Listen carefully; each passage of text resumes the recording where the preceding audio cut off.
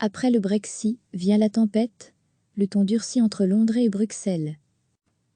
3 jours ont passé depuis le Brexit et la bataille de l'après a commencé entre Londres et Bruxelles ce lundi, Boris Johnson rejetant l'alignement réclamé par Bruxelles sur les règles de l'UE, comme prix à payer pour un accord de libre-échange très ambitieux.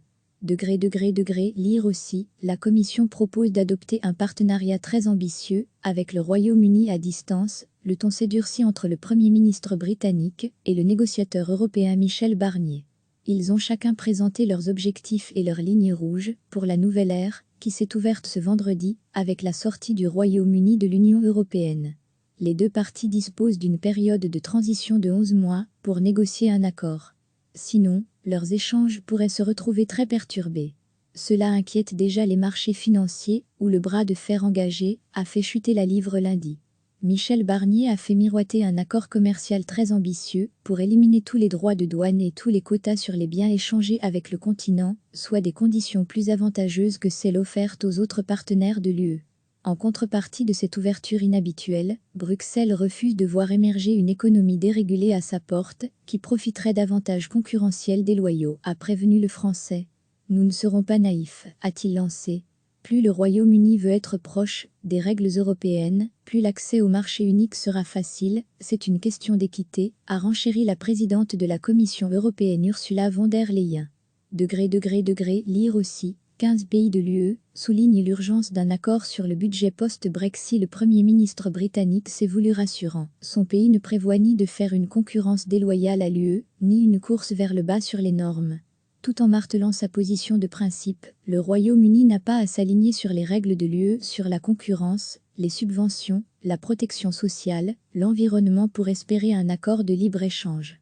Allons-nous empêcher les voitures italiennes ou du vin allemand d'entrer dans ce pays sans droit de douane faute d'alignement de l'UE sur nos règles britanniques sur les touillettes à café en plastique ou sur les congés maternité?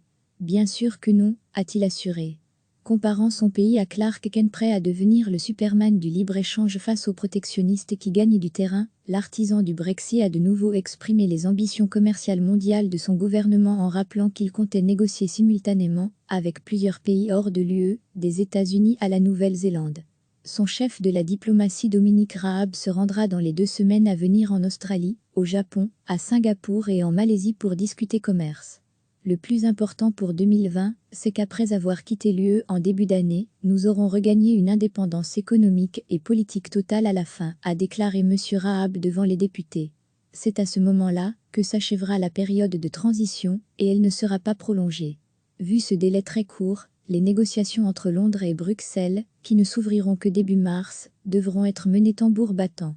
Avec le Royaume-Uni, nos intérêts ne sont pas toujours convergents, en revanche il faut que nous travaillions à la convergence de nos intérêts à 27 pour ces pourparlers, a plaidé ce lundi, la secrétaire d'État française chargée des affaires européennes, Amélie de Montchalin. L'accès au marché unique du continent, fort de ses quelques 440 millions de consommateurs, est crucial pour le Royaume-Uni, puisque l'UE reste son premier partenaire commercial. Sans accord, il faudra en revenir au cadre de l'Organisation mondiale du commerce, ce qui serait bien plus pénalisant, car cela impliquerait des droits de douane pour les entreprises importatrices et exportatrices. La pêche, sur laquelle les deux parties ont promis de s'entendre avant le 1er juillet, sera l'un des sujets sur lesquels existe le risque de rupture le plus grave, a rappelé Michel Barnier, pour qui le futur accord devra garantir un accès réciproque continu au marché et aux eaux avec des quotas stables. Lire aussi, la pêche, le commerce, la sécurité. 8 questions pour comprendre ce lendemain de Brexit. Les pêcheurs de plusieurs États membres, comme la France et le Danemark, sont dépendants des eaux britanniques. Ces dernières représentent 30% du chiffre d'affaires des pêcheurs français. De son côté, Boris Johnson a souligné que reprendre le contrôle de ces eaux poissonneuses était de première importance et qu'elles devraient être accessibles d'abord aux bateaux britanniques. Recevez chaque matin l'essentiel de l'actualité. Cliquez sur s'abonner pour recevoir les dernières nouvelles.